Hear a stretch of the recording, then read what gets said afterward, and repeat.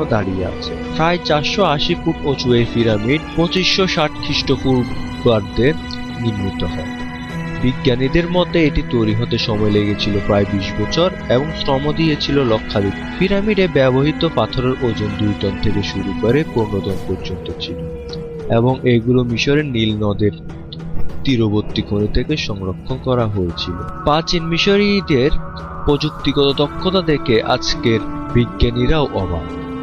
প্রথমে তারা স্থাপনটি নির্মাণের জন্য উপযুক্ত স্থান নির্বাচন করত, যেখানে মাটি শক্ত এবং স্থিতিশীল ছিল। এরপর তারা জ্যামিতিক ও তারকা পর্যবেক্ষণ ব্যবহার করে পিরামিডের সঠিক আকৃতি ও দিক নির্দেশনা নির্ধারণ করে। পাথর সংগ্রহ করার জন্য তারা কাচের খনি ব্যবহার করত। এই বিশাল পাথরগুলো তারা নীল নদের পানিতে ভাসিয়ে নিয়ে আসতো। এরপর বিশেষ ঢালু পথ তৈরি করে কাঠের রোলার বা স্লেজ ব্যবহার